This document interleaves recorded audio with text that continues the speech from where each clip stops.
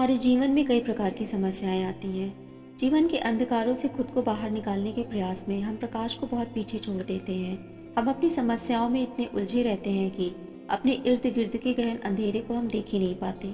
मनुष्य को पता भी नहीं होता कि उसका जीवन अंधकार में है। यदि उसके पास धन ऐश्वर्य सब कुछ है, समस्त भौतिक सुखों से परिपूर्ण है, तो उसे लगता है मेरे पास तो सब कुछ है। अपने आनंद में जीवन को और भी अधिक आनंदित बनाने के पीछे वह गलत और अंधकार में संसार की ओर बढ़ चलता है। एक बार जब मनुष्य इस अंधकार के भीतर चला जाता है तो वहाँ सिर्फ अंधकार ही नहीं बल्कि एक विशाल दलदल है, जिसमें एक बार घुसने के बाद शायद ही कोई प्रकाश की किरण आपको ऊपर खींचकर ला पाए, अन्यथा आप धीरे धीरे नीचे धंसते हुए आपके जीवन का पतन हो जाता है। हम अपने रोजमर्रा के कामों से फुर्सत होकर अपना कीमती समय उन चीजों के साथ बिताते हैं जो हमारे जीवन को और हमारे विचारों को गंदा करती हैं। हम उन चीज़ों को देखना और सुनना पसंद करने लगते हैं जो अश्लील और भद्दी तर्कसंगत होते हैं। चलिए मान लेते हैं कि हमने सोच भी लिया कि ऐसी आपत्तिजनक कंटेंट हमें नहीं देखना चाहिए, फिर भी हमें उन चीज़ों के प्रति क्यों खिंचाव रहता है। अगर हमारे सामने गंदी और अश्लील कंटेंट आते हैं तो हम उसे देखते भी हैं और ऐसी चीज़ों की तरफ आकर्षित भी होते हैं। प्रश्न ये है कि अश्लीलता का बाजार इतना अधिक क्यों बिकता है। सबसे पहले बात आ जाती है समाज की बनाई हुई सभ्यता की। इस सो कॉल्ड सभ्यता ने बड़ी बड़ी परेशानियों को जन्म दिया है। जिन विषयों पर बात होनी चाहिए उन्हें शर्मनाक बताया जाता है। हम सभी को जिन विषयों पर जागरूकता होनी चाहिए उन पर चर्चा करना भी हमें शर्मिंदगी महसूस कराता है। ऐसा सिर्फ लोगों के बीच में होता है। अकेले में मनुष्य ऐसी ही शर्मनाक चीज़ों को अपने मनोरंजन के लिए देखना पसंद करते हैं। टीवी, फिल्मों, मनोरंजक प्लेटफॉर्म, सोशल मीडिया, आजकल हर जगह अश्लीलता परोसी जा रही है। मोबाइल फोन्स भी आजकल हर किसी के पास होता है और इंटरनेट के माध्यम से इसका प्रसारण बहुत सरल हो चुका है। अश्लीलता का बाजार इतना बिकाऊ इसलिए है क्योंकि इनकी आसानी से उपलब्धता हम तक पहुंच जाती है। अब विचार इस पर करना चाहिए कि इन समस्याओं का समाधान क्या हो सकता है। कोई भी मनुष्य जन्म से ही इन विषयों में रुचि नहीं रखता।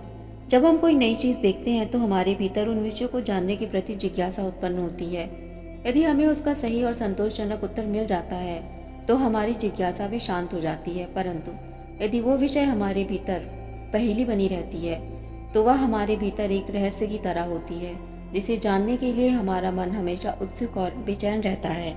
इसकी पूरी जिम्मेदारी बच्चों के बड़ों की और उनके माता पिता की होती है। बच्चों को सिर्फ पढ़ा लिखा कर पैसे कमाने के लिए काबिल बनाना ही एक अच्छे माता पिता की निशानी नहीं होती। बढ़ती उम्र के साथ आपके बच्चे की सोच कैसी हो रही है ये अधिक महत्वपूर्ण है। अतः बच्चों के सही उम्र में सही ज्ञान और इन विषयों पर जागरूक करना माता पिता का कर्तव्य और उत्तरदायित्व होता है। अन्यथा आपके बच्चे गलत रास्तों पर कब निकल जाएंगे आपको पता भी नहीं चलेगा। भविष्य तो उनका खराब होगा, परंतु इसके पूरे जिम्मेदार सिर्फ और सिर्फ आप होंगे। अतः ये बहुत आवश्यक है कि समय रहते ही अपने बच्चों की सही परवरिश और इन विषयों पर सही एजुकेशन देना बहुत ज़रूरी है। अपने बच्चों के साथ अच्छा और मजबूत रिश्ता बनाएं, जिससे आपके बच्चे अपनी सभी समस्या आपके साथ खुलकर शेयर कर पाएं। उनके भीतर किसी भी प्रकार का आपको लेकर कोई डर की भावना नहीं होनी चाहिए। उनके साथ कुछ गलत और अमानवीय होने पर बच्चे खुलकर आपको बता पाएं। अपने बच्चों को गुड टच, बैड टच और इस प्रकार के विषयों पर उम्र के साथ जागरूक अवश्य करें। अतः अपने बच्चों को एक सुरक्षित भविष्य प्रदान करें। आत्मनिर्भर बनाने के साथ स्वयं की आत्मरक्षा भी करने लायक बनाएं। हमारी प्राचीन सभ्यता में भी शिक्षा के साथ आत्मरक्षा करना भी सिखाया जाता था। अपनी संस्कृति की अच्छी प्राचीन सभ्यताओं का अवलोकन अवश्य करें और मॉडर्निटी के नाम पर गंदगी, अश्लीलता को बढ़ावा ना दें। मॉडर्न होना ही है तो अपने विचारों को मॉडर्न बनाइए। अपनी सोच को अच्छी विचारधारा की वर्णमाला से सुसज्जित करिए। सभ्य समाज तब तक सभ्य नहीं कहा जा सकता जब तक कि उस समाज के लोग जागरूक ना हो।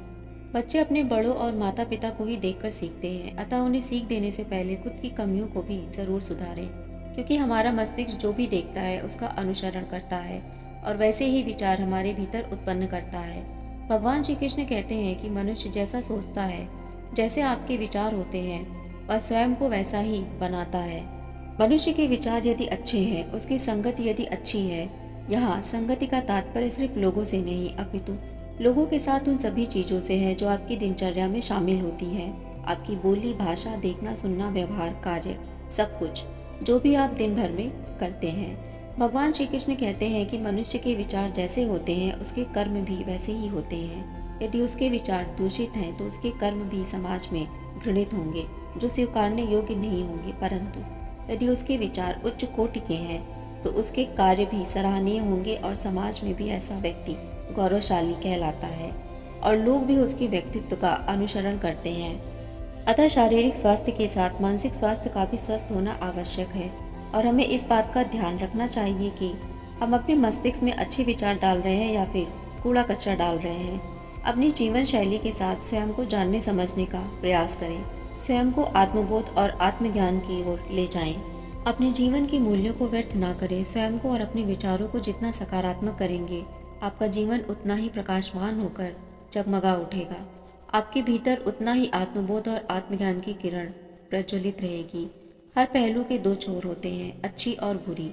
यदि आप कुछ देखना सुनना पसंद करते हैं तो अच्छे विषयों को देखें सुने जो आपको बेहतर बनाए, आपके लिए ज्ञानवर्धक हो, ना कि आपके विचारों को दूषित करें। चैनल को सब्सक्राइब और वीडियो को लाइक शेयर करना ना भूलें। मिलते हैं अगली वीडियो में एक और विचारधारा के साथ। तब तक के लिए राधे राधे।